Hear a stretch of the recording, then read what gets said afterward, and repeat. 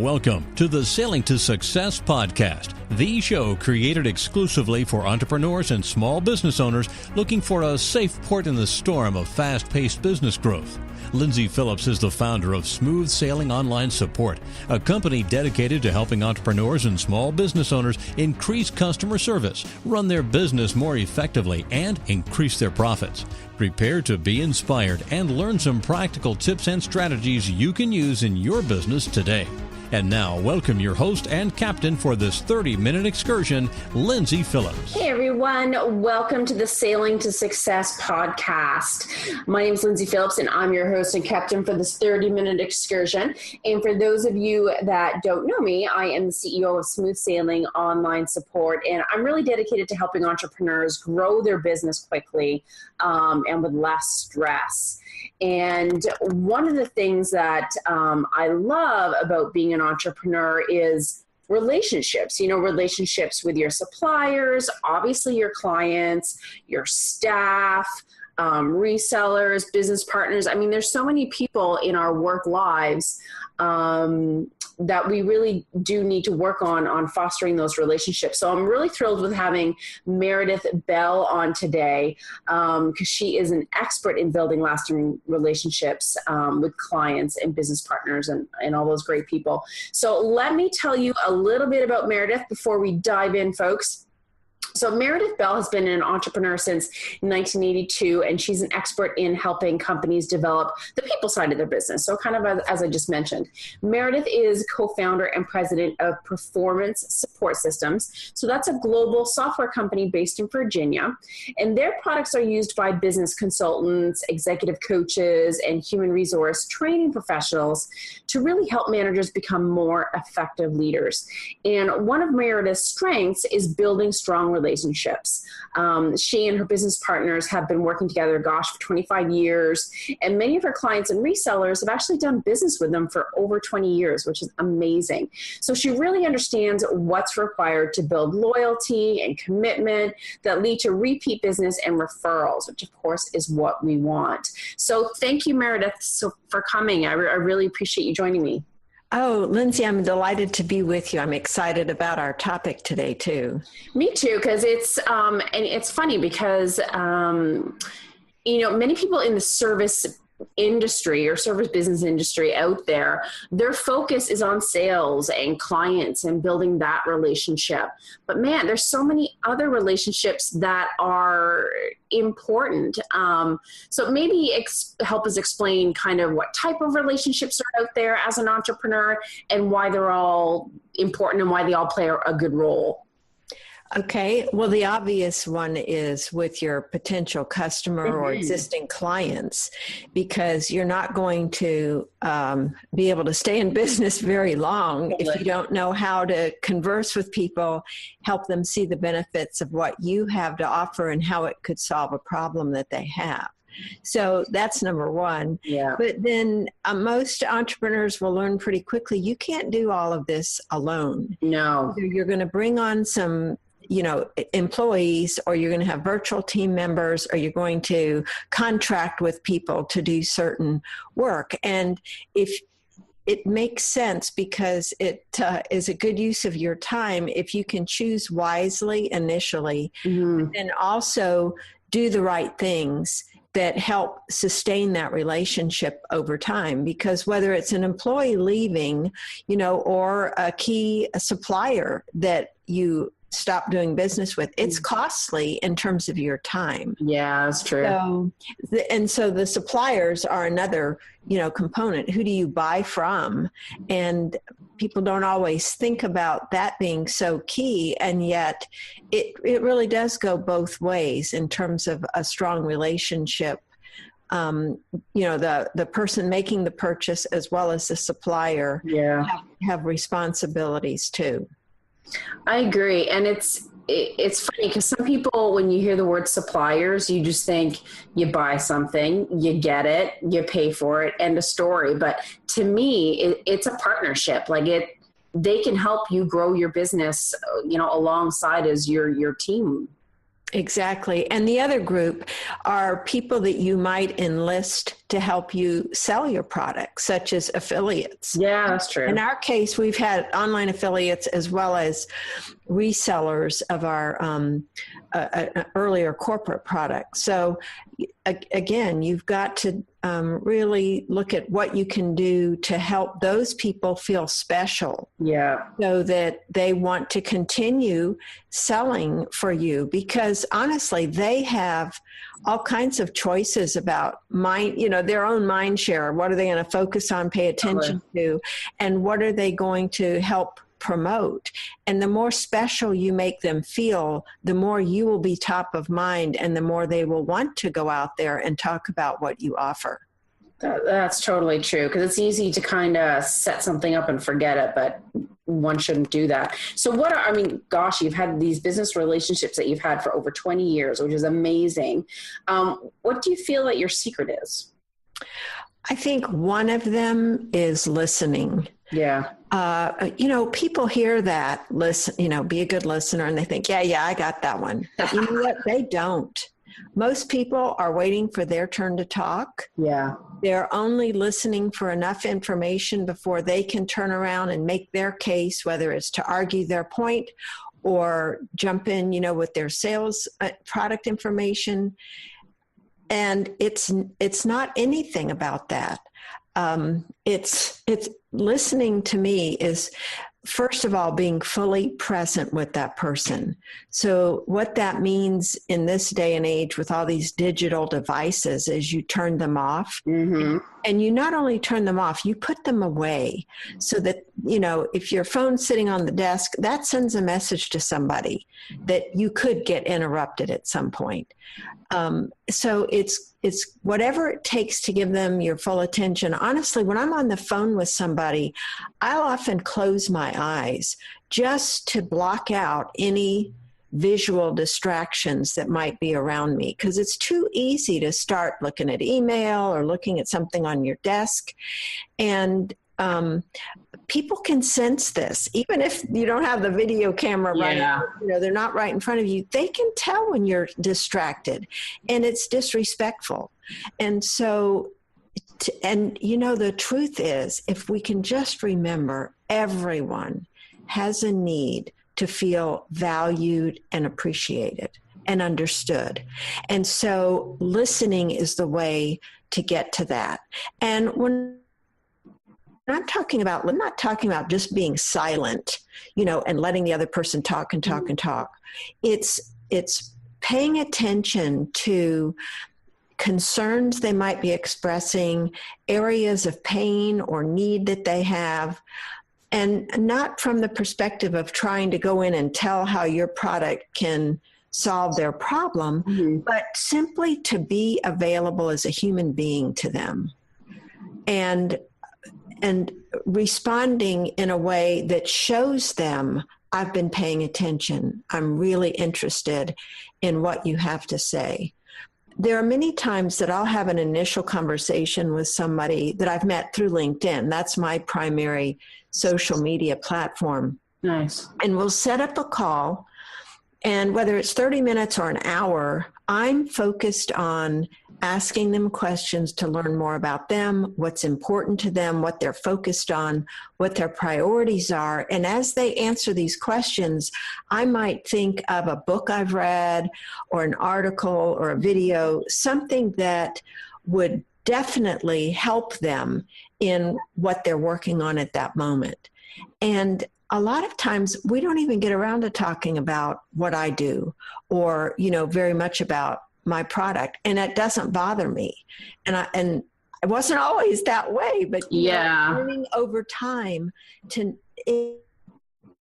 what it does helps the relationship develop naturally, and you are more calm and relaxed when you are simply paying attention to them and responding to what they say rather than, again, waiting for your turn and jumping in as soon as you have the moment, because that puts tremendous pressure on you and the other person. And if they sense that you're relaxed and calm, it's almost like magic. It helps them relax and open up and be vulnerable. And you're more likely to find out information that could help you help them down the road. So I guess patience is a key thing. Yeah. Because really, and I don't know if this is the way you think about it, but it's like drop your own agenda, so to speak. Mm-hmm. Yeah. And that's hard to do sometimes. Well, it is when, especially because I've been there, as an entrepreneur, having been in this for so many years, there are times when it's kind of dry and you need the cash flow, but the more you feel pressured to make that sale, the more ill at ease you are and the other person is too. That's true. That's so true. And I guess as part of, and I know this is kind of one thing that you teach or you do, is that you're serving other people. And if you make that your focus, so you're being, like, I know how you recommend giving without expecting anything in return. Yes. In fact, one of the most profound things I've ever read, and I've read a lot of books, came from a book called The Prosperous Coach by Steve Chandler and Rich Litvin. And they are both coaches themselves. And I'm not a paid coach. I have done a lot of informal coaching over the years, just with people who use our products or sell our products, in helping them with whatever, problems or challenges they may be facing. But this quote that I'm going to share with you, if people really internalize it, I promise you it'll make a huge difference. And it's this question that you ask yourself before you have a conversation. How can I serve this person so powerfully that they never forget our conversation for the rest of their lives? Wow. Now, to me, why that jumped out at me is because in order to have that kind of an impactful conversation, you cannot be focused on telling. No. You have to really be focused on what's going on with that other person. And the impact on them doesn't mean that you're imparting some piece of wisdom that they've never heard before. Mm-hmm. It's that you are again, fully present with them and asking questions that maybe nobody's ever asked them before. And so you could be challenging them to think in a way that is different. And you might be encouraging them to get out of their comfort zone and look at a problem or a situation from a whole different perspective than they have in the past. Because when people get shaken up like that, they don't forget it. No.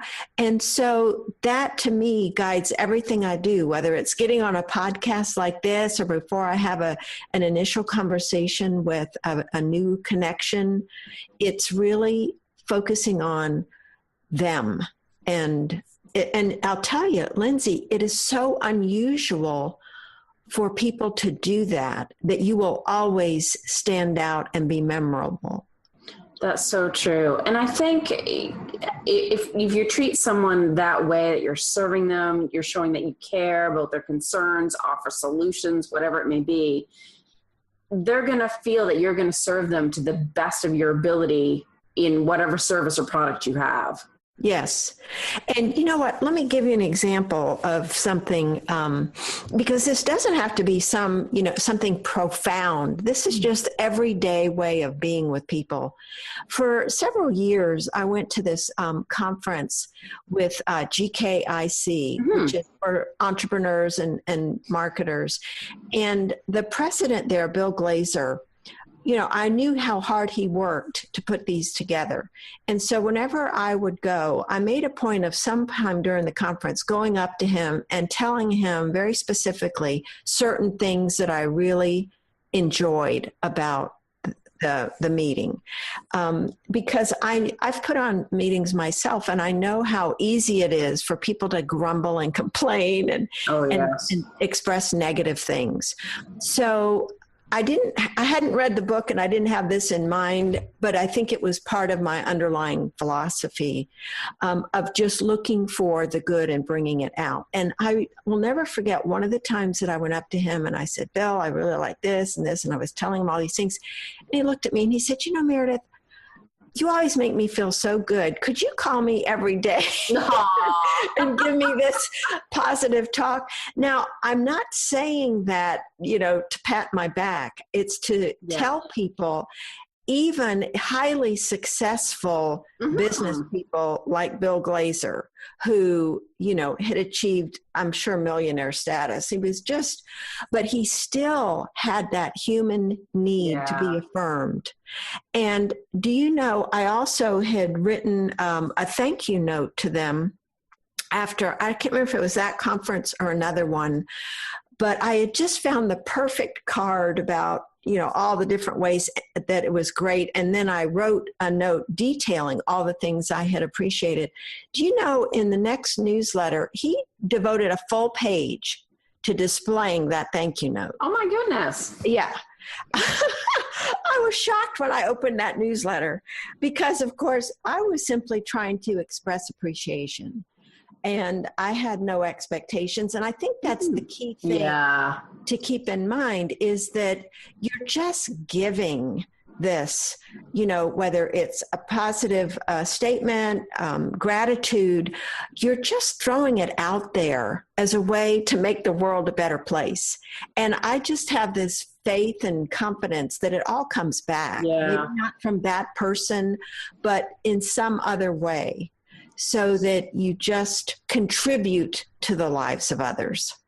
And it's like, it's giving of your time and your thought, which is really more valuable than anything. Well, the thing that often we get hung up on, and I've been guilty of this, is thinking, what do I need to do to make a positive impression here? How can I come out looking good? And every time I've done that over my life, I get self-conscious and I'm nervous and I don't come across very well at all. Whereas when I try to take the focus, if you think of it as spotlight, shining the spotlight on them, it has such a different outcome. And people appreciate like the authentic and genuine you. Do you know what I mean? Absolutely.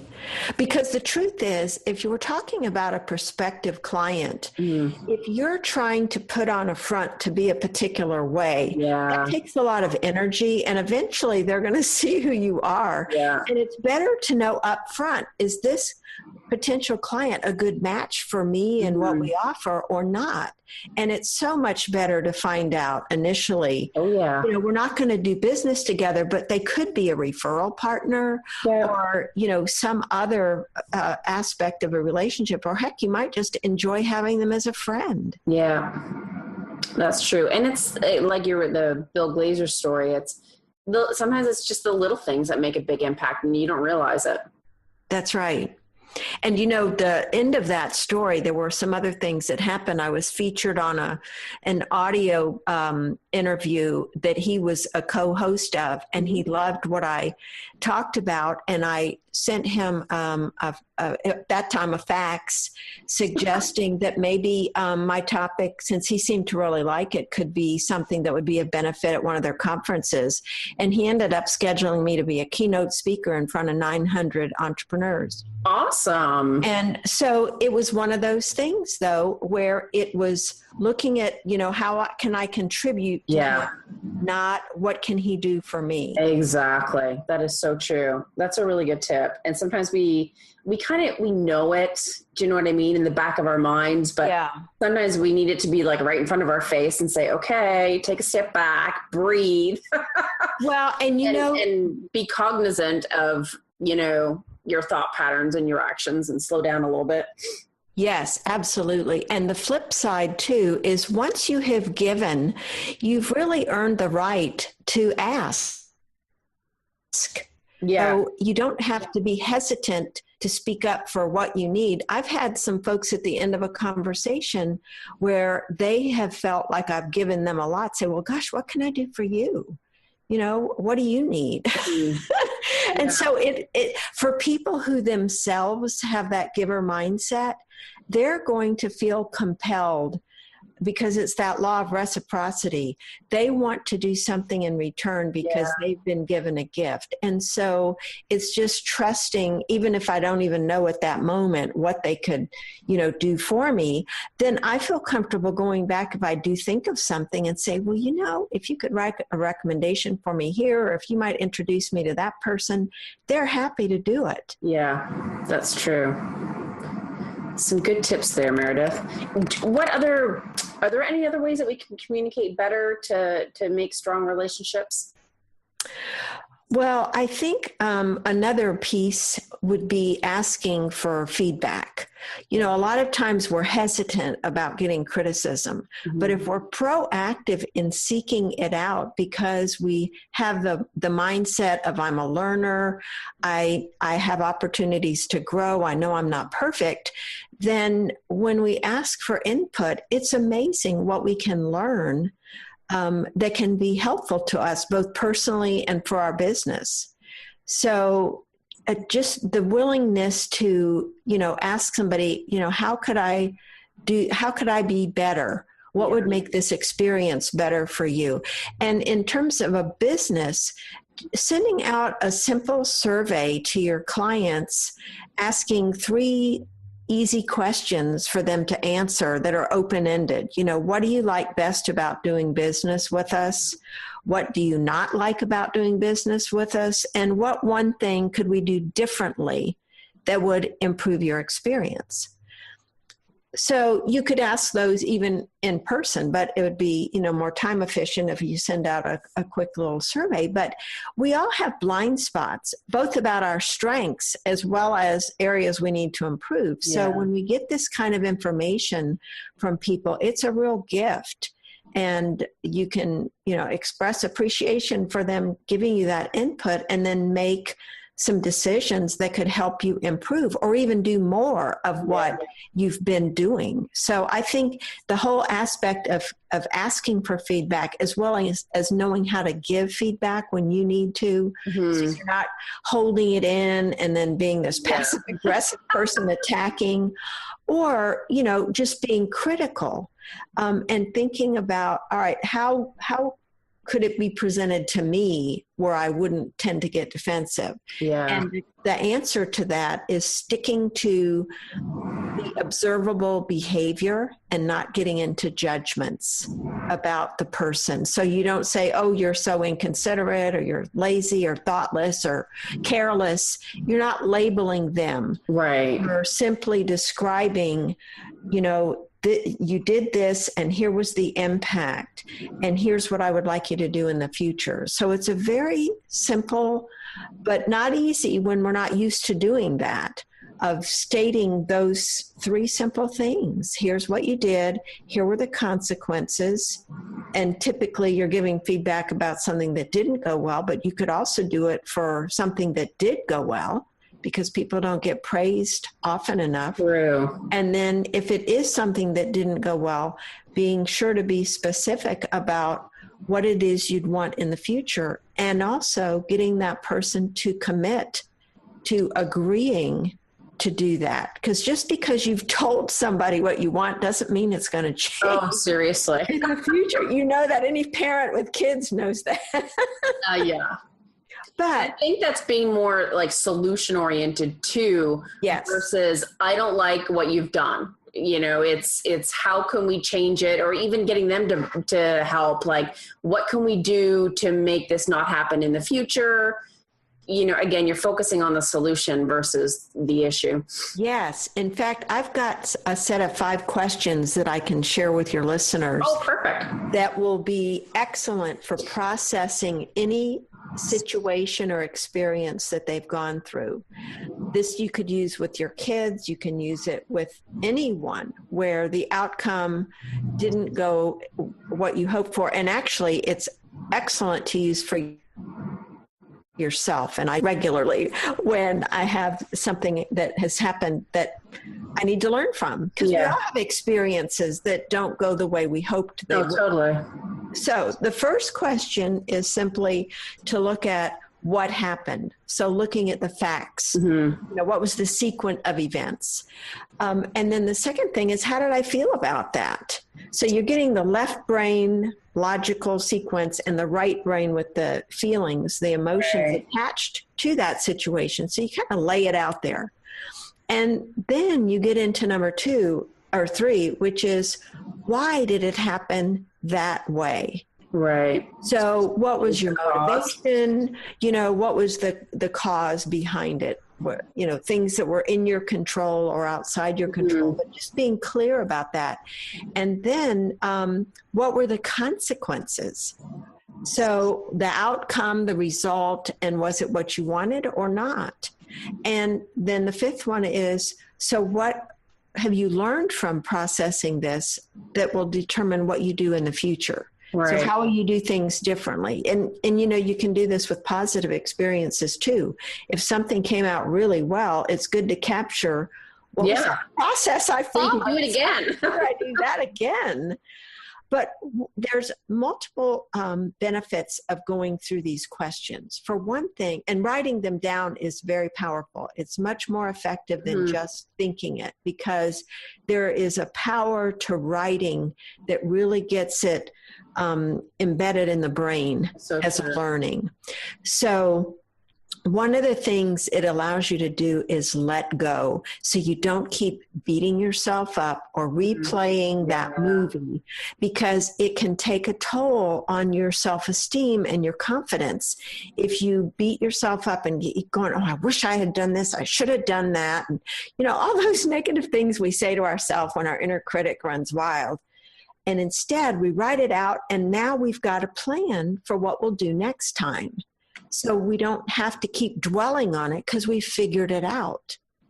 And that is huge. And that, to me, also as a parent, is a very powerful tool. And of course, you can, once you get familiar with these questions, you just simply have them occur in a natural way. You don't rigidly have to go through them one after another, but you go by what the person is saying and build on that to help them. You're really serving as a guide, not a lecturer or, the know-it-all guru that's setting yourself up as the one with the answers. Because when you're doing this with other people, this is truly a leadership skill, to be able to help people learn for themselves from their mistakes. That's true. And by having a process, you're not stuck in the problem. You know what I mean? You're able to move. Right. And, it can be used for all kinds of things.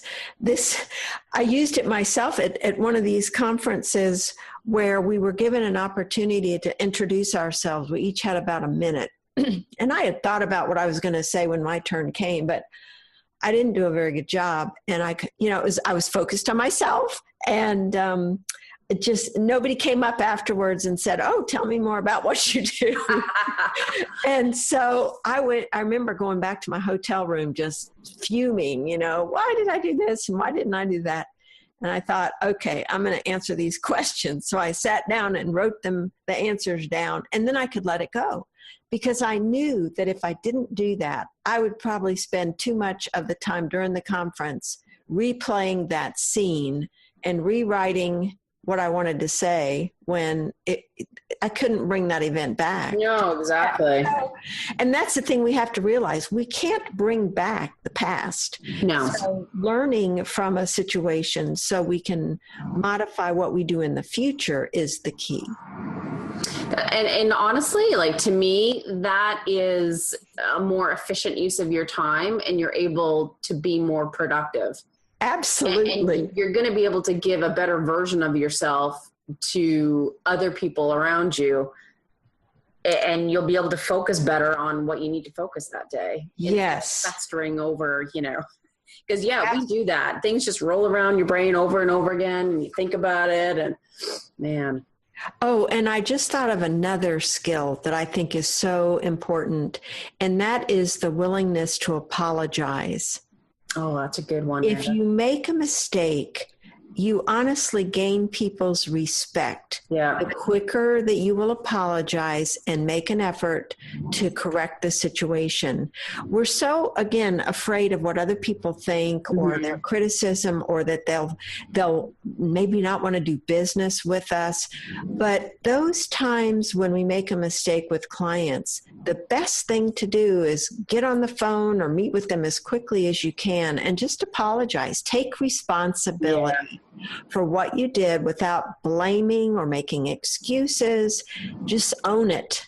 You know, you own the situation, and here's what we're going to do to correct it or fix it for you, so that you know, you just clear the air more quickly. And again, they're not carrying around negative feelings about your company. Well, it's being proactive.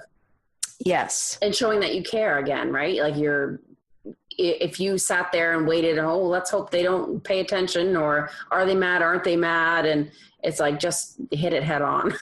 Yeah.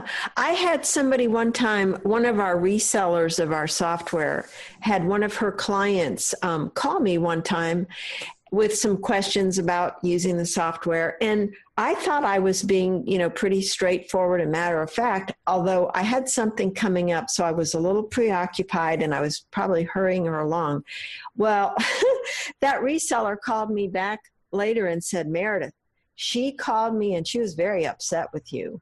I thought, oh my goodness. I know. What have I done? Yeah. And so she was telling me how I had come across to her. Oh. And I had no clue. You see, this is where we all have blind spots. Yeah. So I called the woman back and I apologized and I, you know, said, I am so sorry. I had no intention of coming across that way. So I was able to set the course correct, but I was grateful to this reseller who was willing to call me and share what the perception was, because we can't always know how someone else perceives what we're doing. And that's where, you know, learning over these decades, how important it is to be fully present at that moment. And if you don't have time for the person, rather than rushing them, simply be honest and say, you know, I want to give you my full attention right now. I'm on a deadline and I'm afraid I'm going to be a bit distracted. Let's set a time when I can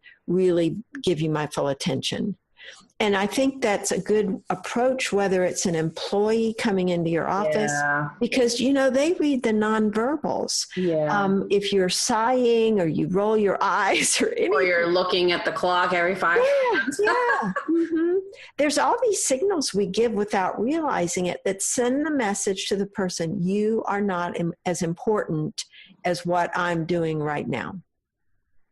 And I just think we can set ourselves up to be exceptional business owners and exceptional leaders the more we can learn how to give our full attention and caring, and if I may say so, love. There are so many little ways we can show love to others. There's a fabulous book called Love 2.0, where she really redefines that whole word, and of these little micro moments that we have every day to brighten someone else's life.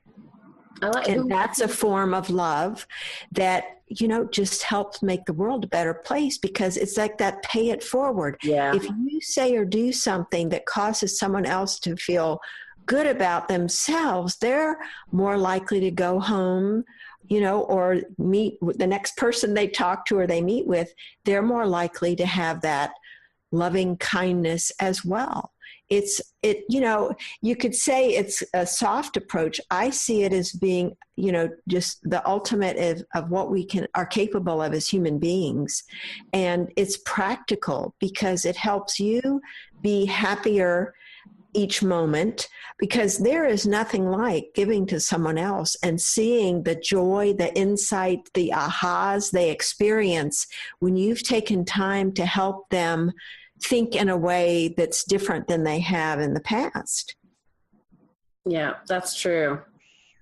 And as business owners, we kind of get sucked in sometimes, how many leads, how many conversions, how many sales. It's right. like what the bottom line is, but really for your end goal, like you need to take a step back and kind of think about all that stuff and how you're communicating and how you're coming across and how you're serving. It's just amazing how many doors can open for you when you take that approach to give. How can I give? Yeah. And not keep score. There's a great book called Give and Take by Adam Grant, where he actually describes 3 kinds of people: givers, takers, and matchers. And of course, we're all, attuned to people that want to take from us. But a matcher is somebody that will give to you, but then they're looking for something in return. And you sense that, you kind of feel that obligation. Yeah. When you really are giving without that expectation, without strings attached, people can sense that too. And it, again, just helps them feel more comfortable and more interested in finding a way that they can be of help to you sometime. Yeah, that's so true. Good lessons, Meredith. Oh, thank you. It's stuff that we kind of know, but it's like sometimes you need like someone to point these things out and say, you need to do this, and here's how you need to communicate. And well, and a lot of it is really what we're doing. Yes, a lot of it is just the mindset that you carry with you. To be relaxed, to be calm, to be optimistic about whatever may come out of this conversation. As long as you're focused on serving that other person, there are good things that will come out of it. And it isn't necessarily a sale that day or anything like that. But I can't tell you how many conversations I've had where I focus on the other person, finding out about them. And then when they come back and say, well, tell me a little bit about you, they are really eager. They're asking me, could I get a demo and learn more about your product? And, I haven't talked about it at all in the conversation. But what I have done is built that trust and rapport that we hear so much about. That know, like, and trust factor is kind of, those words are thrown out there, but what it takes to really establish that trust is investing time in listening and being there for that person. That's awesome. And you're absolutely right. So I'm going to give you a chance to tell us all wonderful people that are listening out there a little bit more about how you can help them. Like what does Performance Support Systems do that can help them, Meredith? We have assessment and development tools. What that means is we're a software company. We've got survey software that makes it easy to ask questions of customers or employees, like employee engagement. But we also have an online coaching and development tool called Strong for Performance, which is all about helping you develop the skills and habits that are going to make you more effective over time. Because we've all been through training classes where we thought, oh man, this is good stuff. And then we leave and go back and we don't change. Or we go to a conference and say, man, I'm going to do this and do that. But there's not the follow-up. There's not the coaching and reinforcement. So we've built a system that has those components as a part of it. And it's very powerful. It's used by people who are coaches and consultants with their clients, but also internal human resource and learning and development professionals. And it's really geared to helping leaders and business owners be more effective in the whole area of communication skills and just developing the inner strengths like composure in the face of, tough situations, or self-discipline or courage to do those hard things that we face. So if anybody is interested in learning more about that, the website is strongforperformance.com, and that's FOR, strongforperformance.com. And if they'd like to connect with me, I'm on LinkedIn a lot, so that's the best place. Look up my profile, send me a request, and I'd love to connect with you. Perfect. And I'll have the links on the show notes as well. Great. Thank you. But yeah, and sometimes, we're not all born with these skills and these habits. And, sometimes it's a learned thing. And like you said, it needs to be reinforced. And the more you do it, the more it becomes a habit, and then it feels natural, and then you just do it. But at first, again, we're not all necessarily born with these talents. Well, it goes a step further than that, Lindsay. You're bringing up such an important point. Not only are we not born with these skills, we've developed habits over the years that are hardwired in our brains that aren't necessarily the best way of doing these skills. Yeah. So we have to relearn them, and that means rewiring the brain to replace the comfortable way of doing right? with the new way. And that's why the practice and the reinforcement and the coaching over time is so critical. Perfect. Well, gosh, you've given us such great tips and such great food for thought to take back to our business, and something that everyone can use, whether you're a business owner or a staff of a bigger team or, in the corporate environment. I mean, it's skills that everyone can take in their life and business. So I thank you for that. Oh, I'm so glad that we had the opportunity to talk. Thank you so much for having me on your show. Perfect. So everyone out there, this episode will be on my lindsayphillips.com site, and along with my videos and blogs and some other great resources. And of course, I'll have the links, strongforperformance.com and Meredith's connection links on the show notes there for you all to check out.